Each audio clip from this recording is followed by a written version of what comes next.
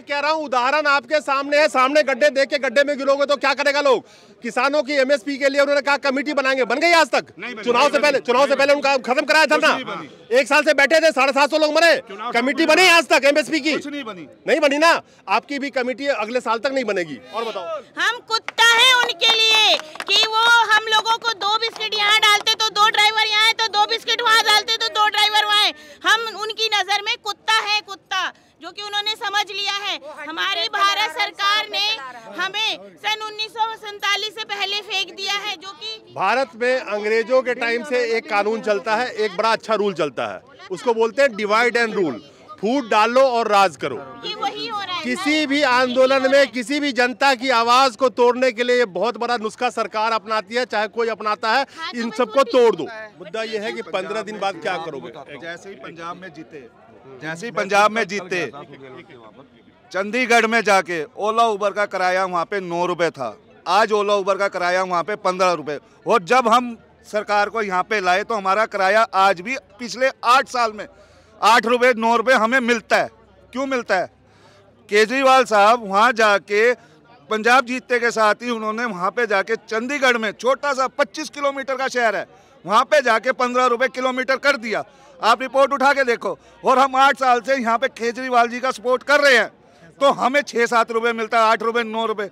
और कंपनियां हमें मैसेज भेजती है और फिर हमें धमकी दी जाती है कि हमारे ये हो गया वो हो गया तो हम आपको ऑफ रोड कर देंगे। 1 मिनट में रुकूंगा आपको। सब एक ही चट्टे बट्टे हैं, चाहे केजरीवाल हो चाहे मोदी सरकार हो। बिल्कुल।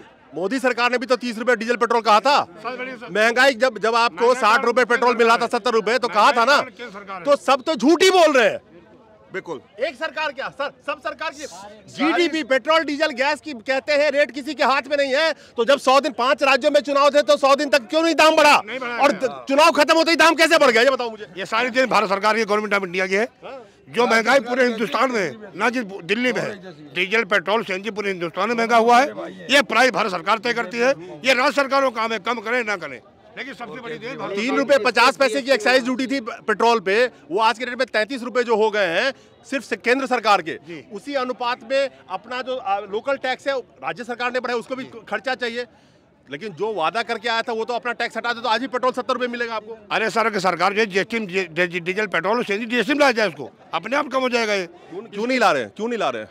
उनको फायदा में, लोग फायदा है ना, बहुत लूट रहे हैं लोगों को। कल की रिपोर्ट है इकोनॉमिक टाइम्स की, पिछले 8 सालों में 43 लाख करोड़ रुपए की वसूली हुई है। आज 2014 स्मृति ईरानी जी सिलेंडर लेके सिर पे घूमती थी, गली डांस करती थी, मनमोहन जी को चूड़ियां भेजती थी। आज चूड़िया क्यों नहीं भेजती मोदी जी को कि महंगा हो गया? वही बाबा रामदेव कहानियां बोलता था कि यहाँ मीडिया में कि हमारी सरकार जब ये बनेगी 35 रुपए पेट्रोल मिलेगा, सिलेंडर 250 रुपए मिलेगा। बाबा रामदेव कहाँ गायब हो गया? उसको आना चाहिए ना गुंडे को। बाबा रामदेव तो करोड़पति बन गया। उसका 1000 करोड़ का टर्नओवर था, 25,000 करोड़ में खेल रहा है वो। सबसे बड़ी बात देखो आप, जनवरी में हमारा टैक्स था 8%, आज इन्होंने गवर्नमेंट सरकार ने कर दिया 18.5%। क्यों कर दिया? गवर्नमेंट अपना टैक्स बढ़ा देती है हमारे ओला उबर पे, स्विगी जोमेटो पे 18% फूड डिलीवरी पे टैक्स है। हमारे 8% टैक्स जा रहा था, गवर्नमेंट ने अपने सीधा आके 13.5% जीएसटी लगा दी। क्यों लगाई? और हमारा किराया बढ़ाने में गवर्नमेंट कहती है हम ये एग्रीगेटेड कंपनियों के हाथ में नहीं है हमारे। आपका किराया इसलिए बढ़ाया नहीं जाता कि आपके कंधे पे बंदूक रख के आपको बर्बाद करके जनता को 1 रुपए का सहूलियत मिल रहा है तो जनता चुप होकर बैठी रहे। बेशक अपनी गाड़ी खड़ी कर दे, ओला उबर से चले और ड्राइवर का खून पिए। ओला उबर को 30-35% कमीशन मिल रहा है, सूखा, उनका कोई खर्चा नहीं है। ओला उबर का कमीशन जो है भारत सरकार और राज्य सरकारें खाती है, उससे मोटा करोड़ रुपए खाती है। और ड्राइवर हित में कभी काम नहीं करेंगी। क्यों ना वो बोलेंगी? ऐसा कोई हिंदुस्तान में कानून बना है कि सरकार चाहे कि आप तय कर दे कि आप किराया ड्राइवरों के देना है, उसके बाद जाओ जो मर्जी कमाओ आप। मेरा मेन सवाल ये है कि जो आपको आश्वासन दिया गया है उसका कोई भी वजूद मुझे नजर नहीं आता। मैं जानता हूँ चीजों को, आपको नजर आता है? कोई वजूद नहीं सर। वजूद ये है हमारा, सिर्फ हम आज यहाँ इस मंच से कसम खा के जा रहे हैं कि 15 दिन बाद अगर सरकार ने हमारी मांगे नहीं मानी तो हम सरकार को दिखा देंगे हम ड्राइवर क्या चीज है। मैं कह रहा हूं उदाहरण आपके सामने है, सामने गड्ढे देख के गड्ढे में गिरोगे तो क्या करेगा लोग। किसानों की एमएसपी के लिए उन्होंने कहा कमेटी बनाएंगे, बन गई आज तक? चुनाव से पहले उनका खत्म कराया था ना। 1 साल से बैठे थे, 750 लोग मरे, कमेटी बनी आज तक एमएसपी की? नहीं बनी ना। आपकी भी कमेटी अगले साल तक नहीं बनेगी। और बताओ। बनेगी, जरूर बनेगी। इस बार आपका विश्वास के लिए हम उसका कद्र करते हैं, आपकी लड़ाई की भावना को कद्र करते हैं, लेकिन आज के वक्त में बोलिए कि हमारी भारत देश की सरकार ने हमें कुत्ता समझ लिया है। हम कुत्ता हैं उनके लिए कि वो हम लोगों को 2 बिस्किट यहाँ डालते तो 2 ड्राइवर यहाँ, तो 2 बिस्किट वहाँ डालते तो 2 ड्राइवर वहाँ।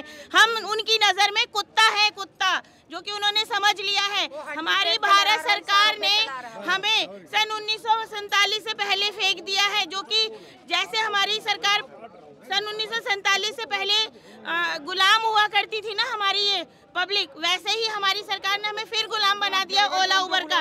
और आप एक महिला है, घर चलाती है, अभी कल की रिपोर्ट है कि 92 30 साल के पीछे की महंगाई की रिकॉर्ड, थोक महंगाई की रिकॉर्ड टूट गई है।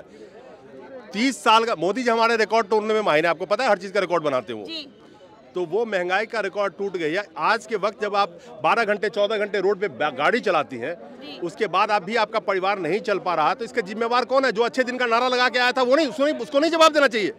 मैं तो आपसे सीधा सीधा कह रही हूँ ना कि जो हमारी सरकार है, हमारी दिल्ली सरकार ले लो या हमारी भारत की सरकार ले लो, उन्होंने हमें सन 1947 से पहले फेंक दिया है। वापस आज हम वही चीज भुगत रहे हैं कि हम गुलाम हैं ओला उबर के। अगर एक बार को अगर ओला आप इंडियन कहते हैं तो उबर यानी कि बाहर की ऐप हमारे देश में आके अपना काम कर रही है और हमारा देश कुछ भी नहीं कर पा रहा है। ड्राइवर को उन्होंने कुत्ता समझ लिया है। 2 बिस्किट यहाँ 4 ड्राइवर को डाले, 2 बिस्किट वहाँ 4 ड्राइवर को, बेचारे दुम हिलाते हैं अपने काम के चक्कर में, क्योंकि उन्होंने बच्चे पालने। ओला तो इंडिया में है, ओला अभी बाहर भी गई है, लेकिन उबर विदेशों में इन लोगों के ऊपर अरबों अरबों करोड़ रुपए के जुर्माना लगे हैं और यूके के अंदर में चंद ड्राइवर से मिलके केस जीते हैं। एम्प्लॉय मानना पड़ेगा उनको, उसको मानना पड़ेगा कि हमारे कर्मचारी हैं।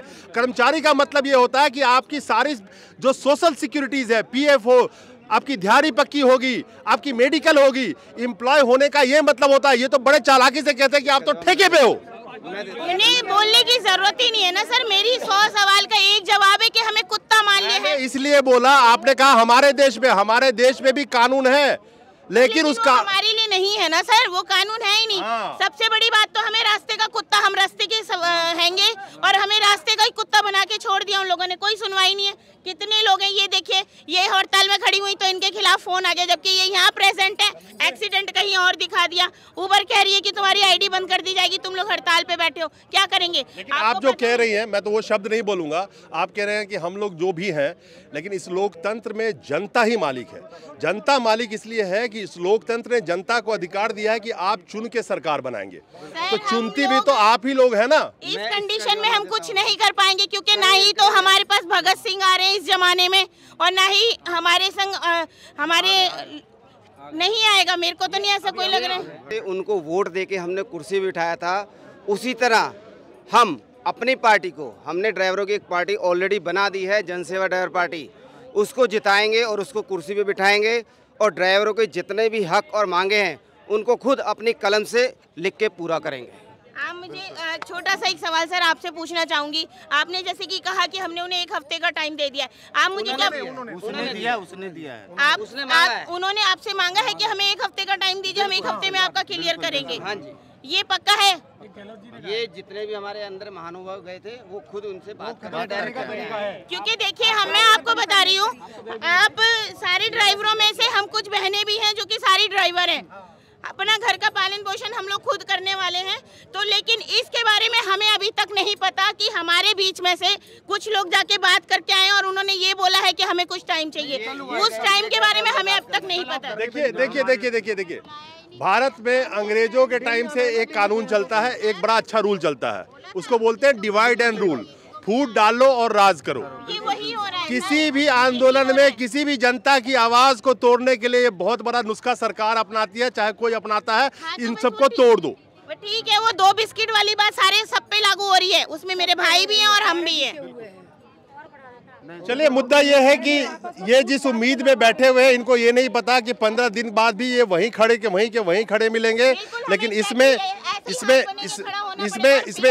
चीज बहुत अहम है कि मौजूदा वक्त में सबसे मुश्किल है कि जो चौथा स्तंभ इस लोकतंत्र का था, मीडिया, जो गोदी मीडिया में तब्दील हो चुका है, जहां एक आदमी चिल्लाए तो उसकी आवाज सुनाई देनी चाहिए थी सरकार को। आज के डेट में मीडिया ने सिर्फ सरकार का झुनझुना बजाना शुरू कर दिया और जनता की आवाज बिल्कुल गायब है।